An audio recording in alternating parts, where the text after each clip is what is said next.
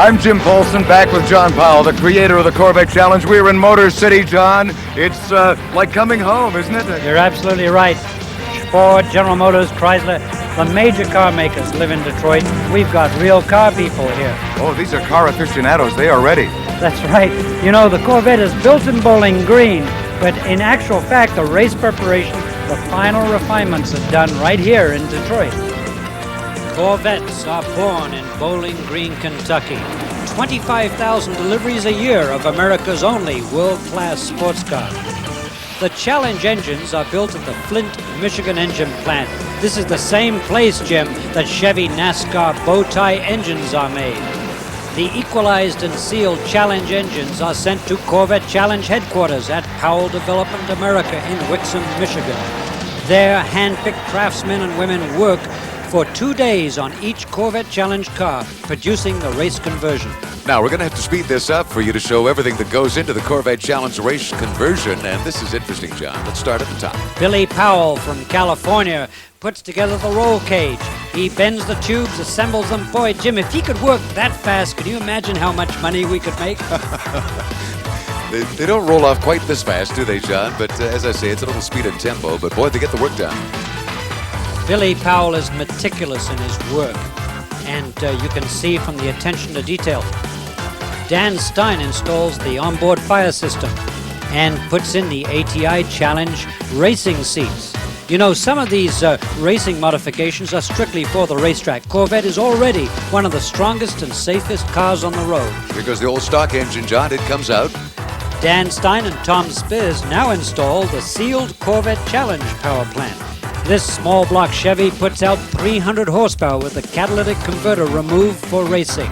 The car is finally lifted up by Lee Caldwell, and the brake ducts are installed for additional brake cooling, and all suspension components are sealed. We then drive it out, Jim, for delivery to a happy Corvette Challenge racer. So here we are with a street car. The Corvette on the streets of Detroit should be a special challenge, John. Well, you know, the Challengers have a lot of advantages that not all race cars have. We have a 6-speed gearbox. Well, some race cars have that. But Indy cars don't even have anti-lock brakes, so the racers can carry their braking into the corner quite easily.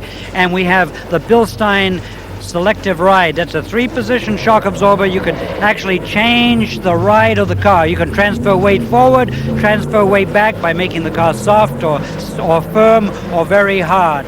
They can do all this while they're driving their Corvette, rather racing their Corvette on the streets of Detroit. And getting set for that racing, we join our colleague along pit row. Here's Larry Newber. Well, thanks, Jim and John. We're standing by with the pole setter, Bill Cooper. And Bill, the way they line up these Corvette Challenge races, is it skill or fortune that deposits you on the pole? Well, it's a little bit of both, actually. They have an inverted start here in the Corvette Challenge where the fastest qualifier does go to 6th position, but it's also nice in these street quarters to try and set it up so that you're towards the front, because passing is real difficult. And I took a calculated risk this time, not being at this track before and not having a lot of practice time, to try and set a time that got me towards the front, and it seemed to work real well this time. So you conceded the fastest time to Tom Kendall, who eventually got it, and felt that you had a shot to start up front. You actually held back, and it worked. Well, I don't know whether conceded is the right word for it. Tom drove a very good lap, obviously, to get the time, but he'd had a lot of practice in the Trans Am car, so I felt that it really wasn't to my benefit, really, to try. I could hurt the car, so it was a matter of trying to get a good position, and anything between first and sixth gets me further towards the front, so I worked it out fine and got the pole. Already a winner in 1989, and Bill Cooper has the best place to start this race from. We're all set down here, and now for the starting grid. Billy Cooper on pole in the Valley Chevrolet car, and beside him, Mark Beam in the Bergstrom MTX loudspeakers car. Mark has never been on the front row before. On that second row, Scott Legacy, of course, the Tart team out of Florida. Beside him, Andy Pilgrim drops in from Texas. Row 3 is Sean Hendricks, and beside Sean, Tommy Kendall. Time to move the rest of our field out, and we can spot some of the cars as they come by. John Willie Lewis, Stu Hainer, of course, our reigning champion, is in number 1. We got to watch him today. The Sony guys, Peter Lockhart and Boris Sed on row 5, and newcomer Robbie Buell on row 7. You know, Al Lamb, we welcome from the old Can-Am days running in this series, and surprised to see Bobby Carradine so far back in number 65, John. That's right. Another surprise. Randy Ruhlman, who was on the front row at Phoenix, down in row 11. Field in nice order, heading toward corner 2, getting prepared for the start. This ESPN Speed World exclusive is brought to you by the heartbeat of America, today's Chevrolet. And Exxon, precision products for precision engines. We're back in Detroit. Jim Paulson with John Powell. The Corvette Challenge field coming down the main straight, ready for that green. It waves, John. 6 abreast. I can't believe it. Bill Cooper has just a slight lead over the other cars. The EDS car right behind him, that blue and white car, as they go into the first turn. This track is bumpy, Jim. We're going to see a lot of action here. The drivers have to stretch the gears. You'll find them buzzing the engines from corner to corner. You know what's amazing, though, is Tommy Kendall had a terrible start there. He lost a couple of notches right off the top, John, but watch for him to come back. And Canada's own Peter Lockhart is up into 5th place already in the Sony car, number 11. A little bit of bumping happening here again as they almost sideways, in fact, coming out of that corner, John. But Mark Beam is holding in nicely here. Holding up, perhaps, as they go bumper to bumper. Bill Cooper has 5 car lengths on Mark, followed by Scott Legacy in the EDS car, Willie Lewis in the Art car, Peter Lockhart, number 11 in the Sony car, and right behind him, Andy Pilgrim. Boy, it is tight. You know, it's interesting here because Cooper literally is pulling away, and it has turned into a real train now, John. Oh, no, here comes a pass. Some train. They got 6 tracks here. Willie Lewis on the outside, Lockhart on the inside. But, oh, my goodness, Legacy gets a little loose there. You know, Willie, ever since that first win that he had to start off our season, of course, it seems he's getting a little more aggressive every time. And on this Look road at course, that! Pilgrim on the inside, 3 abreast into this corner, and back. Lockhart shuts the door, slams the door. There goes Tommy Kendall up beside Hendricks in car 7, the red car. Boy, the streets are so narrow, the corners are so tight together. Each car is stretching the engine revs. Jim, this is going to make a difference in the race. You know what? We're simply experiencing the sound of Chevy thunder on the streets of Detroit. Look at this race leader. He is moving, John. Billy Cooper looks extremely good. But, you know, I'm talking about the stretching, the gearing. They don't want to have to change gears. They've got 6 to choose from.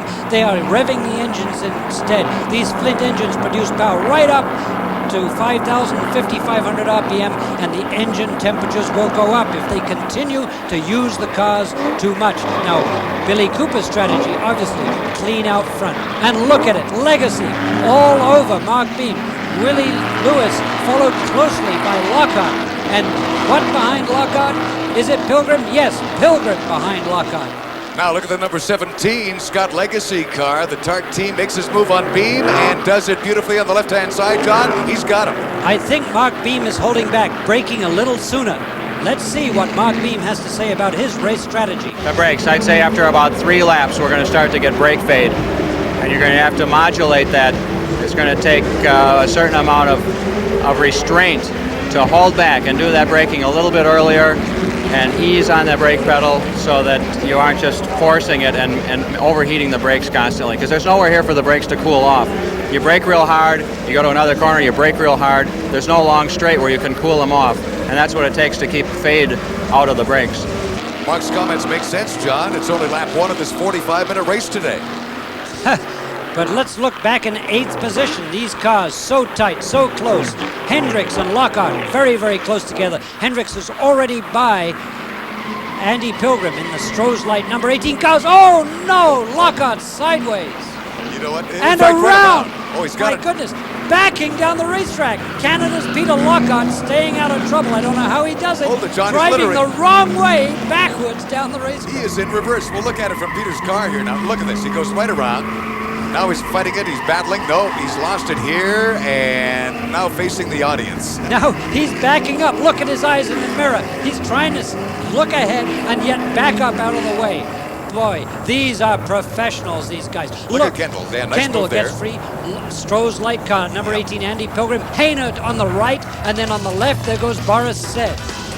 They did not waste a moment. The entire field gets by Canada's Peter Lockhart. He's now running dead last, but at least back in the race. We'll be back with more of this action right after this. We're back on the streets of Detroit for this, the fourth round of the Corvette Challenge. After 5 laps, here's the leaderboard. Still number 3, Bill Cooper out in front, followed very closely by 17, Scott Legacy. Number 4, Mark Bem. Number 80, Willie Lewis right in there as well, John. Cooper leads, but look at this brilliant drive by Scott Legacy in the number 17 EDS car. He is really dogging Cooper, moving up. Well, on the other hand, John, it might be that Cooper is in fact conserving the car rather early in this race. Tell you what, we have Larry Newbert down along pit row for more on this Legacy Cooper battle right now. All right, early in the race here, the stars from the Valley Chevrolet team are placed first, fourth, and sixth, although it's not easy going, and I would imagine that they're a little surprised at how well Scott Legacy is doing. Let's talk with Truck Lang and see what are you hearing from the track? Oil temps are up a little bit. Bill's just kind of cooling a little bit. I know Legacy's oil temps are up too, so I just told Bill to, he's got the same problem, so just watch him and keep it out front. Still, all in all, you guys were very confident before the race began. You must be surprised that Scott is keeping up as well as he is.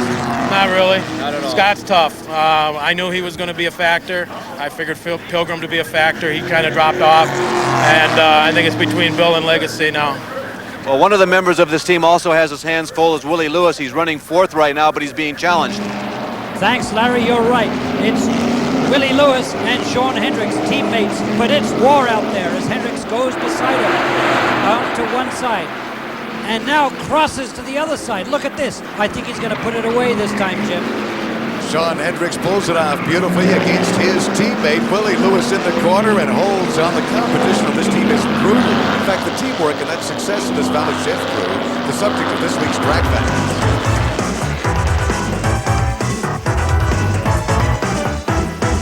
Track Facts is brought to you by True Sports, the official choice of the Corvette Challenge. You're looking at the winning cars at the first 3 races on this year's Corvette Challenge Series trail. That blue, black, and yellow Corvette, Willie Lewis, he won on the oval at Phoenix. Sean Hendricks drove the number 7 Corvette to the championship on the tight confines of the downtown Dallas street course, and Bill Cooper on the wide open spaces at the Sears Point permanent road course was the victor there.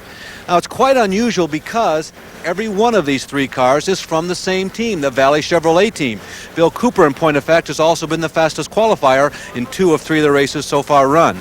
It's quite unusual because this is supposed to be a series when all the cars are evenly matched, which raises the question, do these guys know something that nobody else does? We really stress the emphasis on being a team. Just like a football team, no one player wins the game.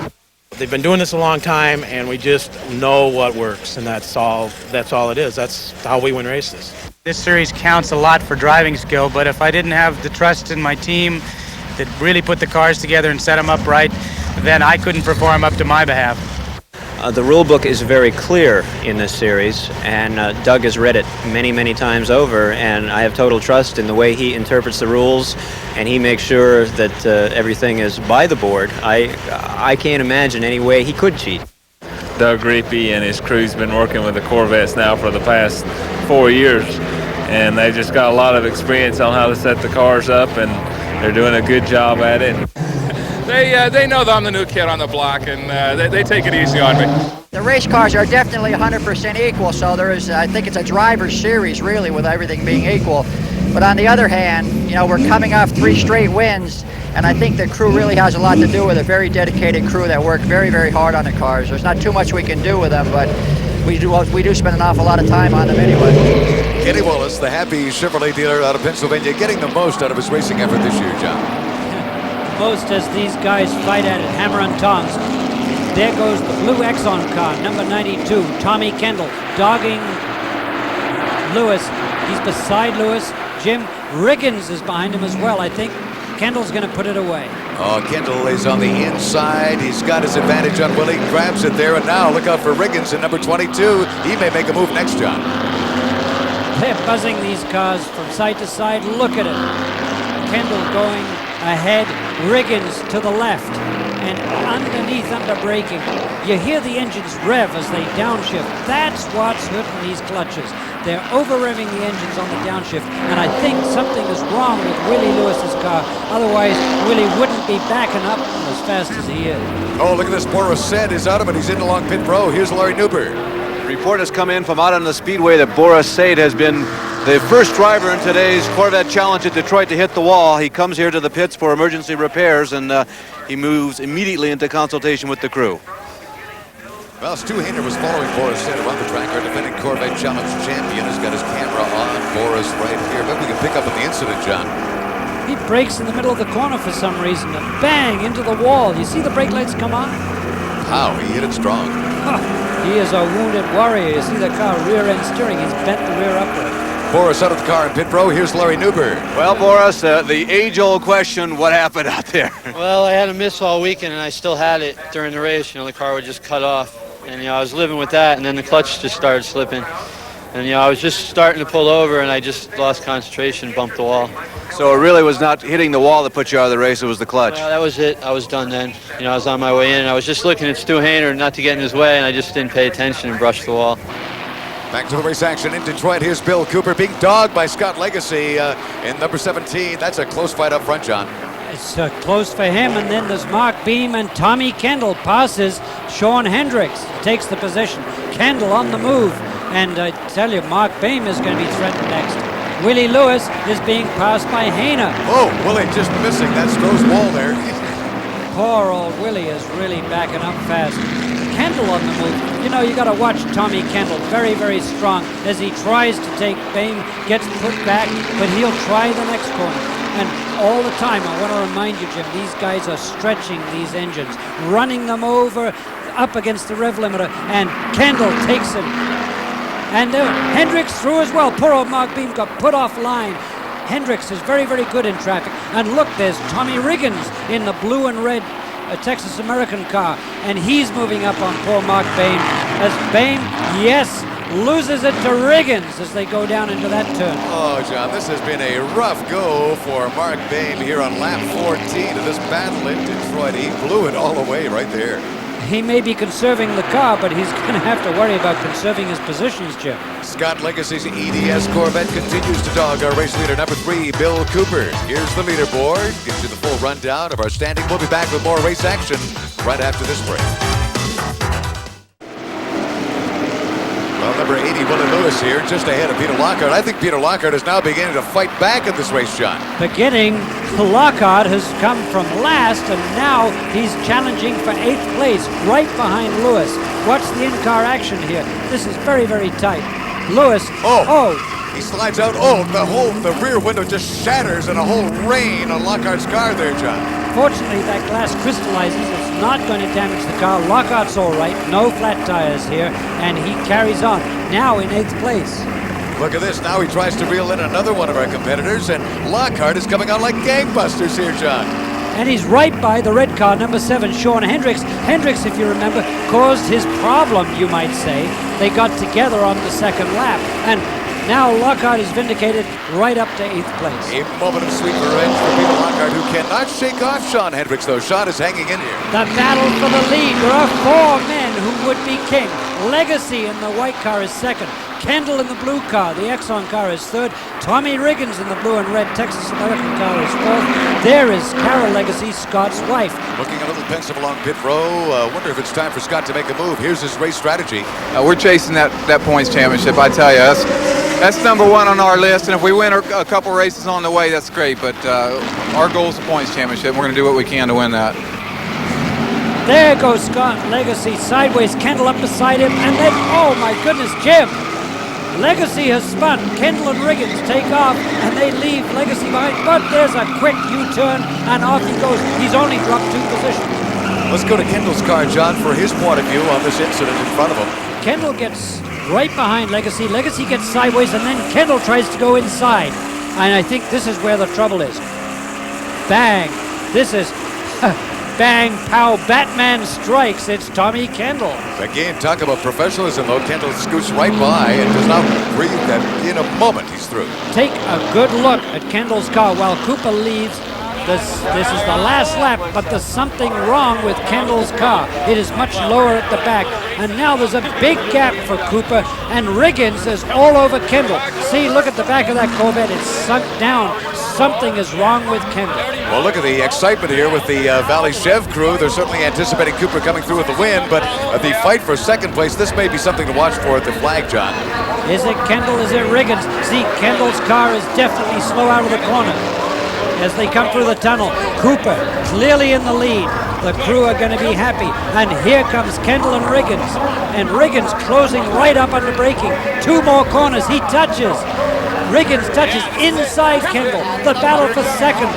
Riggins is working so darn hard. What a great drive. They're side by side up the straight. It's obviously Cooper's race. Jim, they touch. Kendall has slapped Riggins there as they come down the finish line. It's Kendall, Riggins, Kendall. Riggins wins second place.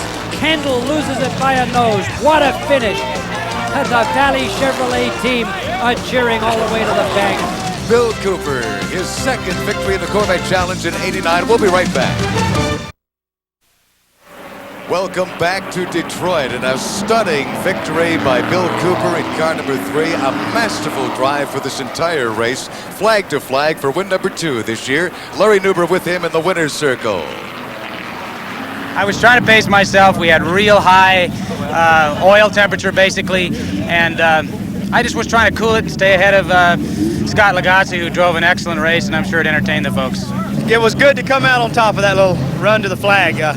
Tommy drug me around his racetrack the whole race. I couldn't gain on him when we were free and clear track, and we slowly just ran the leaders down, and as we were coming to the flag, I bumped him down here a little bit, and he didn't get a good run on the straightaway, so I was able to get a fender on him, and then he was trying to use up a lot of racetrack, and I wasn't going to give him all of it. So I think the rubbing helped me because I kept my momentum and slowed his down. Well, you know, the Corvette Challenge, with these cars being as equal as they are, blocking's become a pretty big part of the series. And I made up my mind. I would tolerate it a lot at Dallas, and I said here I wasn't going to be such a nice guy. So I started to get up alongside Scott. He saw me in his mirror, you know, pulled way out the line. And I said, hey, you know, here we go. I wasn't going to back out, especially that close to the end of the race. Next time he'll know that I'm not going to put up with that. I'm not going to, on the other hand, I'm not going to attempt to pass. I don't think I can pull off cleanly. Well, Jim, there's one other man who wouldn't put up with this. Tommy Kendall gained the advantage. The chief steward said, Tommy, you go back 1 position. Scott, you go forward. And our results reflect that. Well, here they are, the top 10 finishers on the streets of Detroit in round 4 of the Corvette Challenge. The Corvette Challenge on ESPN is brought to you by Goodyear, because there really is a difference. And Mid-American Designs. Our next stop, Des Moines, Iowa. Do join us.